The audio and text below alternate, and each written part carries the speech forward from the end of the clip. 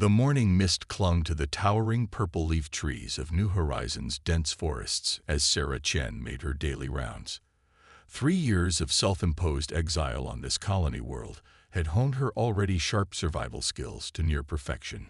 Her weathered hands moved with practiced efficiency as she checked each trap, her olive-toned skin bronzed from countless hours under the planet's twin suns.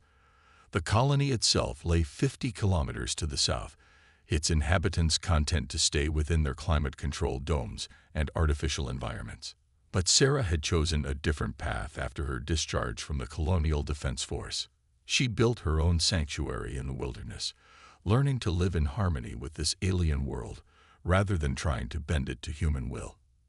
The sound of her boots crushing the phosphorescent moss underfoot created tiny bursts of blue light with each step. She paused, noticing something different about the trail ahead.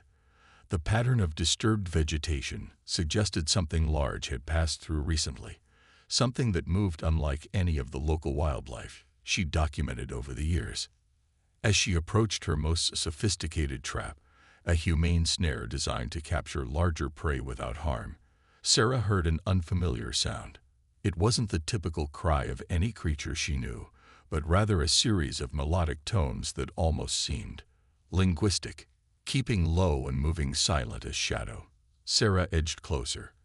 What she saw made her freeze in place. Sarah worked carefully, explaining each movement before she made it. As she operated the trap's release mechanism, she noticed Kexri studying her hands with intense scientific interest, their 3 eyes focusing and refocusing as if taking detailed measurements. The trap release went smoothly until the final moment, when a support line snagged unexpectedly. Kexri dropped faster than intended, but Sarah's reflexes took over. She caught the alien before they could hit the ground, finding them surprisingly light despite their similar height to a human. The moment of contact caused an immediate reaction. Kexri's scales erupted in a cascade of color patterns Sarah couldn't begin to interpret, and a warm tingling sensation spread through her arms where they touched the alien's form-fitting garment. "Fascinating," Kexri said, their translator struggling to convey what seemed like genuine scientific excitement. Direct contact creates unexpected electromagnetic resonance. Human body temperature and muscle density readings exceed previous data models. You are much more complex than our studies suggested. Sarah set them carefully on their feet, smiling despite herself. "I could say the same about you. Listen, my cabin's not far from here. I have medical supplies if you need them. And it seems like we both have a lot of questions for each other." Kexri's colors shifted through several patterns before settling into what Sarah was beginning to interpret as thoughtful consideration. Entering Predator's den, highly irregular protocol violation. They paused, their 3 eyes blinking in sequence. But previous protocols already invalid. Sample size of 1 shows human behavior drastically different from prediction models. Will accept invitation for scientific purposes. As Sarah led the way to her cabin, she couldn't help but grin. "You know," she said, "where I come from, we have a saying. The best scientific discoveries often start with someone breaking protocol." The translator crackled as Kexri processed this. Intriguing philosophy. Perhaps explains how supposedly primitive species achieve spaceflight while still believing in concepts like trust and promises. Much research needed. Very much research. Sarah's cabin emerged from the morning mist like a natural extension of the landscape. Built from local timber and stone, it blended seamlessly with its surroundings while incorporating subtle technological elements. Solar panels disguised as leaves caught the light of the twin suns, while atmospheric processors hummed quietly beneath climbing vines. Kexri's 3 eyes darted rapidly across the structure, their scale patterns shifting through analytical sequences. Unexpected integration of primitive and advanced materials. Documentation suggests humans prefer sterile, artificial environments. "Some do," Sarah replied, keying open the door with a practiced motion. "I prefer to adapt to my environment, rather than force it to adapt to me." She paused, noting how Kexri hesitated at the threshold. Still worried about entering the Predator's den. The translator crackled with what might have been amusement, calculating risk factors. Current evidence suggests you are a typical predator. Inside, the cabin was a study in organized chaos that spoke of a life lived deliberately. Dried local plants hung from the rafters, while handcrafted furniture shared space with sophisticated monitoring equipment. One wall displayed an array of hand-drawn maps and wildlife studies, meticulously documented observations of New Horizons' ecosystem. "Your injury," Sarah said, gesturing to a faint discoloration in Kexri's scales she'd noticed earlier. "May I?" Kexri's colors rippled with surprise. "You noticed? Most species cannot distinguish Vorkath physiological stress indicators." They extended their arm, the shimmer fabric of their garment retracting slightly to reveal the affected area. "Minor cellular disruption from impact with trap mechanism." Sarah gathered medical supplies, moving with efficient purpose. "I spent 3 years studying every living thing in these forests." You learn to notice patterns, even in unfamiliar species. She paused, holding up a medical scanner. "May I?" "It's calibrated for local wildlife, but it should give us basic readings." As Sarah worked, Kexri's scientific curiosity seemed to overcome their initial caution.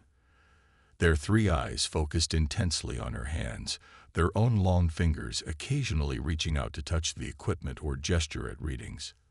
"You possess significant medical knowledge for a solitary predator," they observed. "Contradiction of expected behavior patterns." Sarah smiled as she applied a regenerative patch to the injury. "Humans are full of contradictions. We can be predators and healers, scientists and dreamers, rational and emotional, sometimes all at once." This creates difficulty in categorization," Kexri noted, their scales shifting to a contemplative pattern. "Vorkath society values clear categorization.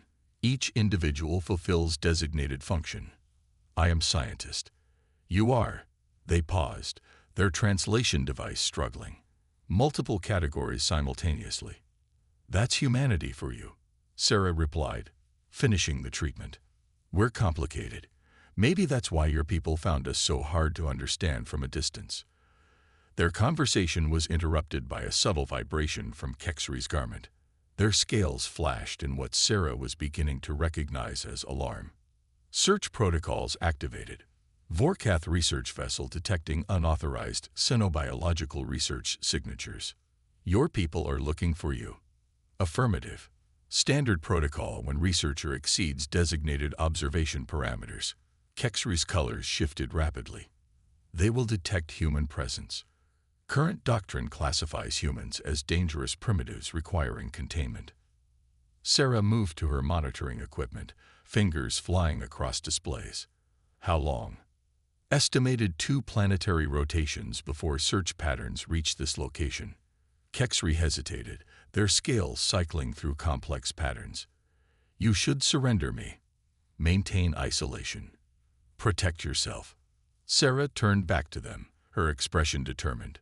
"That's one option, but you've already learned we're not what your people think we are. Maybe this is an opportunity to prove it." She gestured to her wall of ecological studies. "I know these forests better than anyone. If you're willing to trust this atypical predator, I might have a better idea." Kexri's 3 eyes blinked in sequence, their color stabilizing into something new, a pattern Sarah hadn't seen before. Trust, still difficult concept, but they moved to the wall, studying Sarah's detailed maps. Previous data models already proven incomplete. Perhaps time for new research parameters. Sarah grinned, already pulling equipment from storage. "That's the spirit. First lesson about humans, we're our best when improvising." As they began planning, Sarah noticed Kexri's scales had settled into a steady rhythm that somehow felt more relaxed. The alien scientist was watching her prepare with all 3 eyes, their long fingers tracing patterns in the air as if taking notes. "Question," they said suddenly. "Why help? Risk to yourself significant. No observable benefit to your survival." Sarah paused in her preparations, considering how to explain something that felt instinctive to her. Humans don't always act based on survival benefit. Sometimes we do things because we believe they're right. Because helping others, even at risk to ourselves, is part of who we are. Irrational by Vorkath standards, Kexri observed that their colors shifted to what Sarah was starting to interpret as curiosity rather than judgment.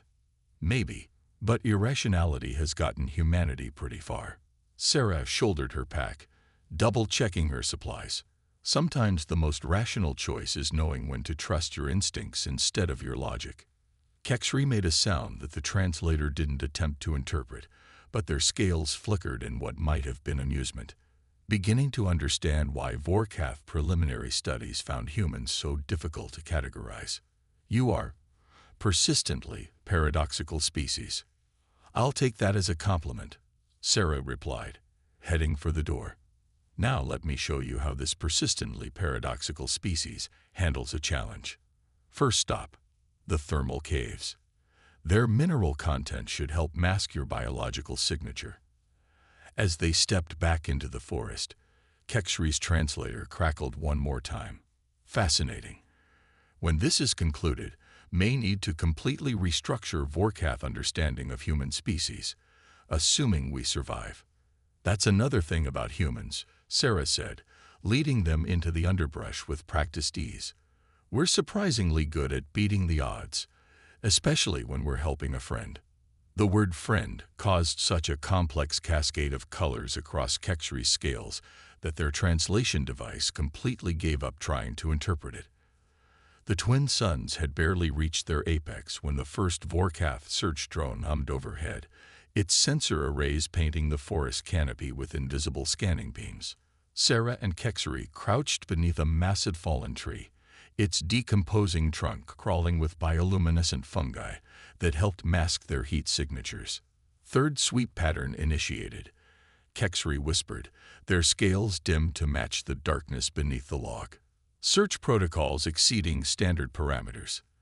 They are most determined. Sarah nodded, carefully checking her tablet's sensor readings. The past 20 hours had been a constant game of cat and mouse, using every trick she'd learned in both military service and wilderness survival. Your people are thorough, I'll give them that. But they're also predictable. Kexri's three eyes focused on her with intense interest. Explain. They're searching in expanding geometric patterns, using standard search protocols. Sarah pulled up a map on her tablet, the screen dimmed to near darkness. But they're not accounting for the local environment. See these thermal vents? And these magnetic ore deposits. Nature doesn't work in perfect geometric patterns. Fascinating observation. Kexri's translator hummed softly. Vorkath methodology emphasizes systematic approaches. You suggest this as weakness. Not a weakness exactly, Sarah replied, already plotting their next move. Just a different way of thinking. Sometimes the best path isn't the most logical one.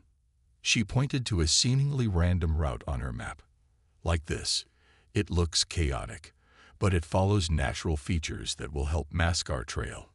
A distant whine signaled another drone's approach. Sarah gestured for silence, and they pressed deeper into their hiding spot. As they waited, she felt Kexri's scales brush against her arm, sending that now familiar tingling sensation through her skin. The alien scientist's colors were cycling through stress patterns she'd learned to recognize over the past day. When the drone passed, Kexri spoke again. You show no signs of fear response. Previous studies indicated humans react to pursuit with panic or aggression. Sarah couldn't help but smile. Oh, I'm scared. I'm just not letting it control me. Humans are good at functioning under stress. It's one of our better survival traits. Along with persistent irrationality, there was something almost teasing in the translator's mechanical tone. Exactly. Now watch this bit of irrational human thinking in action. Sarah reached into her pack and pulled out several small devices she cobbled together at the cabin. Remember those biochemical markers you said my scanner picked up from your scales? Kexri's colors shifted to what Sarah now recognized as their equivalent of raised eyebrows. You did not. Replicated them. Not exactly. But I did rig up some devices that should mimic the general signature. We're going to give your friends a few false trails to chase. The alien scientist's scales rippled with what might have been admiration. Creative application of incomplete data. Most human of you. I'll take that as a compliment. Sarah began programming the devices. We'll plant these in different locations, each emitting a slightly different variation of your biosignature. Should keep them busy while we... She froze as her tablet lit up with new alerts. Above them, the drone's search pattern suddenly shifted, its hum dropping to a lower pitch. They have adjusted protocols. Kexri's colors pulsed with alarm. Implementing irregular search patterns. They are learning. Good thing we're about to change the game then. Sarah activated the first device. Ready to run. Query. Running is logical response. Search coverage now includes random variables. Sarah grinned, already coiling to move. Welcome to humanity's secret weapon, Kexri, controlled chaos. Sometimes the best way to deal with randomness is to add more randomness. Trust me. There was a pause. Kexri's scales cycling through complex patterns before settling into something steady. Previous evidence suggests trusting human instinct, while irrational produces unexpectedly effective results.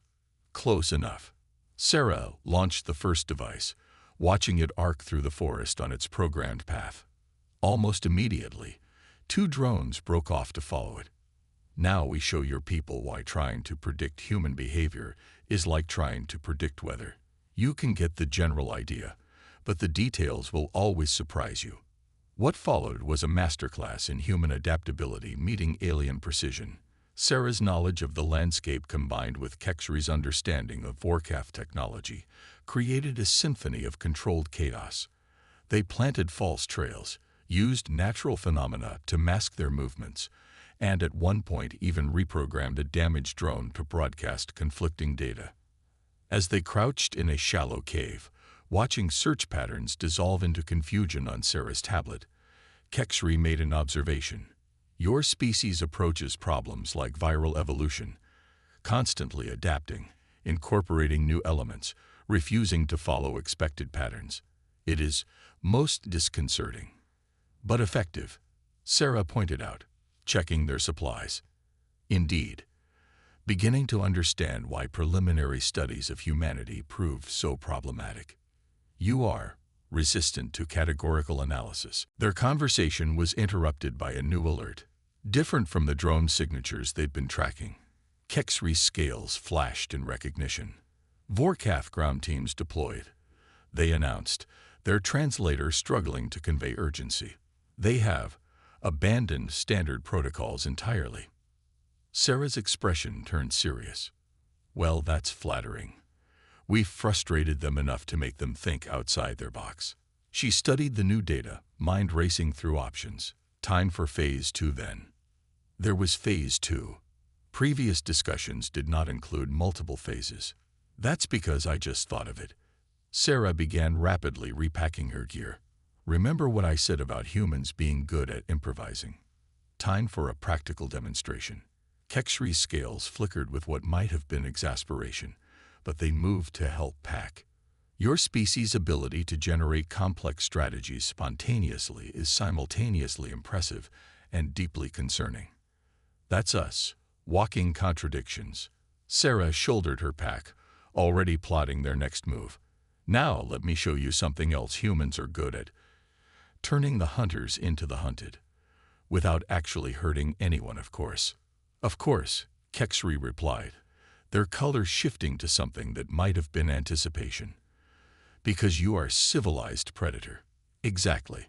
Although right now, I'm thinking less predator and more chaos mathematician. She grinned, leading them deeper into the cave system. Let's teach your people why trying to apply rigid logic to a human problem is like trying to use a ruler to measure a cloud. Deep in the cave system, Sarah's enhanced hearing picked up something odd. A subtle vibration that seemed out of place among the natural sounds of water and shifting stone. She held up a hand, signaling Kexri to stop. Their bioluminescent scales provided just enough light to navigate by, dimmed to their lowest output. "Something's wrong," Sarah whispered, pressing her palm against the cave wall. "The resonance patterns have changed." Kexri activated a sophisticated scanning device embedded in their suit, their 3 eyes rapidly processing the data, detecting unusual seismic activity. "Pattern suggests artificial origin." Sarah pulled out her tablet, comparing readings from the past few days. "The vibrations started recently, but they're intensifying. And look at this. The local wildlife is abandoning their normal territories in a radial pattern away from the source. Curious. Vorkath search patterns also show anomaly." Kexri's scales shifted through analytical sequences, teams avoiding specific sector despite optimal search coordinates. They shared a look, human intuition and alien logic arriving at the same conclusion.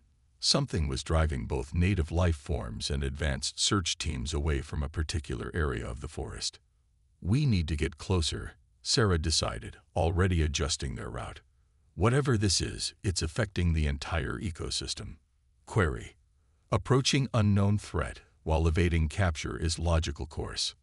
"Probably not," Sarah admitted with a slight smile. "But if something's threatening this world, we can't just ignore it. This is my home, and your people have a research base here. We're both stakeholders." Kexri's colors cycled through what Sarah had learned to recognize as their version of thoughtful consideration. Human tendency to confront danger for abstract concepts continues to fascinate. But, agree investigation necessary. They made their way through the cave system, eventually emerging in a valley Sarah had never fully explored. The reason became immediately apparent. The local flora had grown in unusual, almost aggressive patterns, making the terrain nearly impassable. But now much of that vegetation was dying, withering in expanding circles around a central point. "This isn't natural die-off," Sarah observed, collecting samples. "The decay pattern is too uniform, too rapid." Kexri's scanner hummed as they analyzed the dead vegetation, detecting trace elements similar to Vorkath mining operations, but molecular structure is wrong, highly unstable.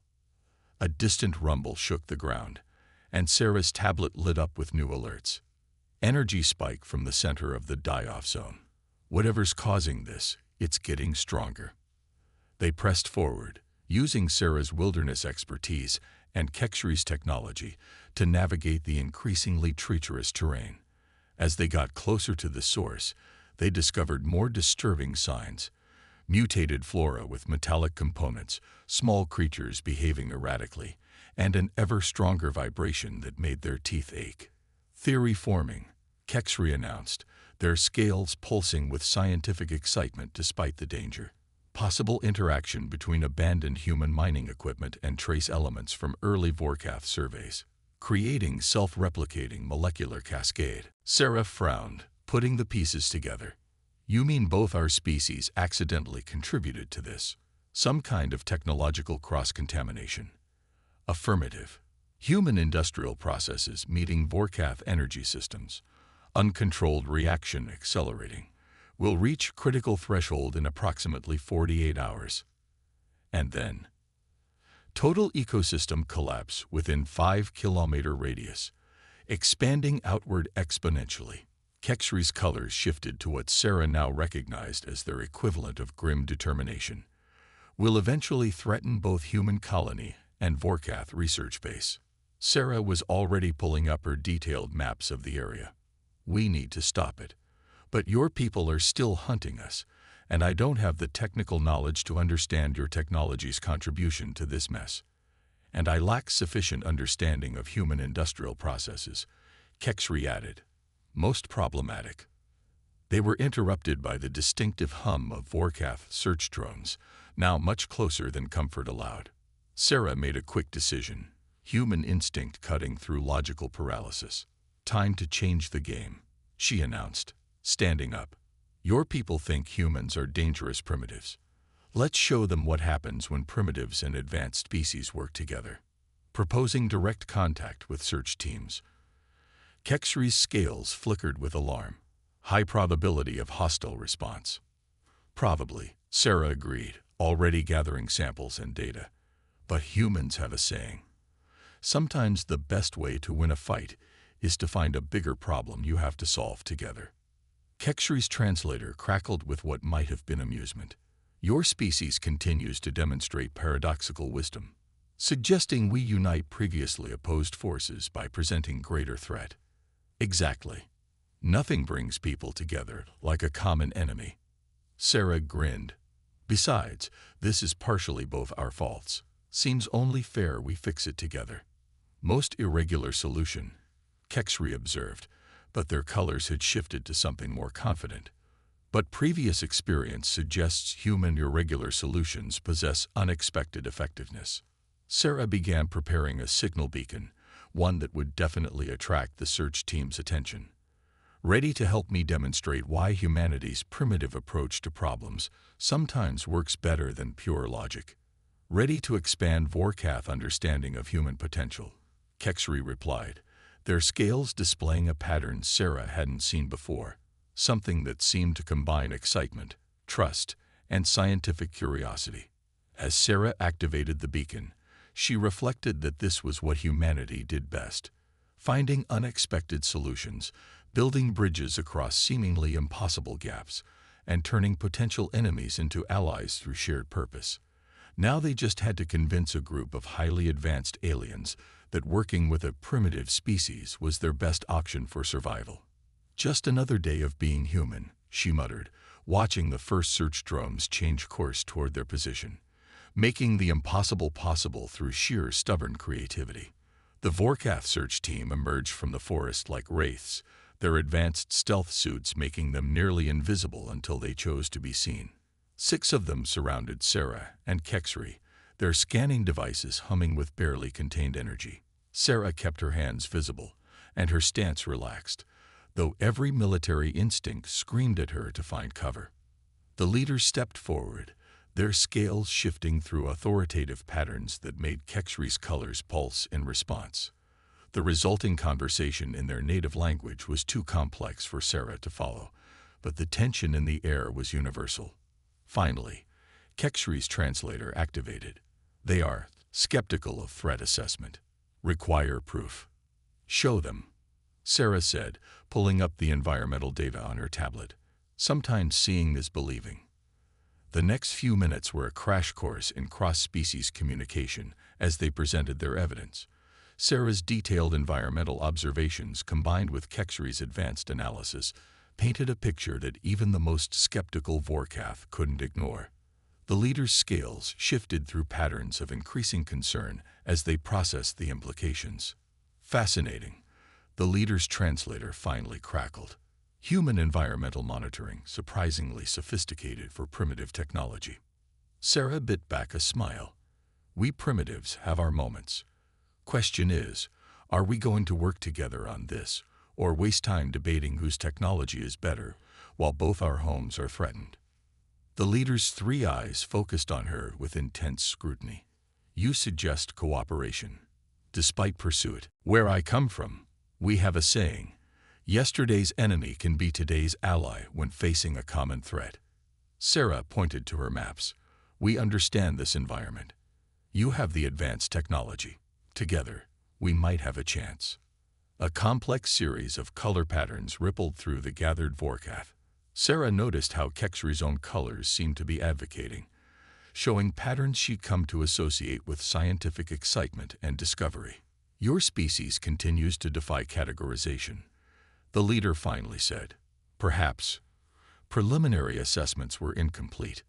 What followed was an intense planning session that highlighted both the differences and complementary strengths of their species. The Vorkath brought precision, advanced technology, and analytical power. Sarah contributed intimate knowledge of the environment, creative problem-solving, and the ability to adapt plans on the fly. The molecular cascade requires both disruption and containment, Kexri explained, their scales flowing with scientific focus.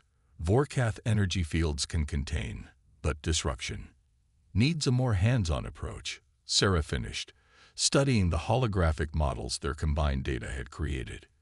Your fields can hold it, but someone needs to get close enough to trigger the disruption sequence.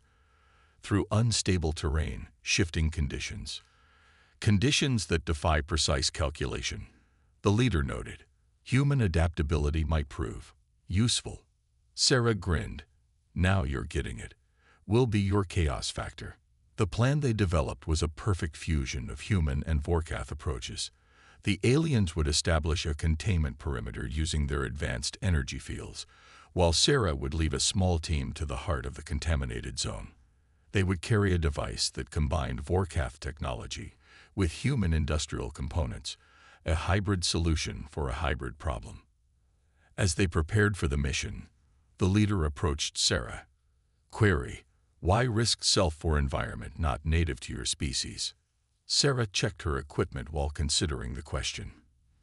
Because it's my home now. Humans are adaptable. We don't just live in environments. We become part of them. We protect what we consider ours. She paused, looking up at them.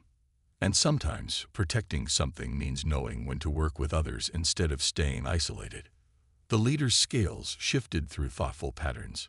Perhaps, isolation protocols require revision. The mission itself was a testament to both species' strengths. The Vorkath maintained their energy containment field with characteristic precision, adapting its parameters based on constant sensor readings. Meanwhile, Sarah led her team through the increasingly unstable terrain, making split-second decisions as the landscape literally shifted beneath their feet. Kexri accompanied her, their scientific insights proving invaluable as they approached the crater at the heart of the contamination. The scene was like something out of a fever dream. Twisted masses of vegetation merged with crystalline structures, all pulsing with an unhealthy energy. Remarkable, Kexri breathed, their scales cycling through patterns of scientific awe despite the danger. Perfect example of why isolation protocols flawed. Separate, our technology stable. Together without understanding. They create something neither of us can control. Sarah finished, carefully placing their hybrid device. Maybe there's a lesson there. The device's activation sequence required both Vorkath energy manipulation and human mechanical expertise. As Sarah's hands moved over the controls, she felt the containment field above them pulse with power. The ground beneath them trembled as two very different technologies synchronized. Energy patterns stabilizing. Kexri reported, their colors pulsing with excitement. Molecular cascade responding to combined frequencies. The effect rippled outward like a wave through water. Where before there had been chaos and destruction, now there was potential. The merged technologies weren't fighting each other anymore, but working in harmony, breaking down the contamination into components that could be safely reabsorbed by the environment. As they watched the process complete, the Vorkath leader made an observation that their translator seemed to struggle with. Perhaps, primitive not always negative classification. Sometimes, primitive means finding new paths where established protocols fail. High praise from an advanced species, Sarah replied with a smile. Though I prefer to think of it as being adaptable rather than primitive. The cleanup took days, during which the barriers between human and Vorkath began to break down. Sarah watched with amusement as the supposedly logical protocol-driven aliens discovered their own capacity for adaptation. Meanwhile, the Vorkath witnessed firsthand how human intuition and scientific understanding could work together. Your presence here will require significant revision of human study protocols. The leader informed Sarah on the final day. Previous classification as primitive species clearly insufficient. I look forward to helping with that revision. Kexri added, their scales displaying patterns Sarah now recognized as enthusiasm. Previous methods of isolated observation clearly produced incomplete data. Direct interaction yields much more accurate results. Sarah looked out over the valley, where signs of new growth were already appearing in the cleared zones. Maybe that's what both our species needed to learn. You can't fully understand something by watching from a distance. Sometimes you have to be willing to reach out, take risks, and trust that different approaches can work together. Most human perspective, Kexry noted, their colors shifting to a pattern that Sarah had come to recognize as affectionate amusement. But perhaps, most correct perspective also. As the twin suns set on a changed world, Sarah reflected that this was humanity's true strength, not our technology or our primitive instincts, but our ability to bridge gaps, to adapt, and to help others see that differences could be strengths when brought together with understanding and purpose. The forest would recover, different than before, but perhaps stronger for it. And two species that might have remained forever separated by assumptions and protocols have found something far more valuable than isolation. They had found partnership.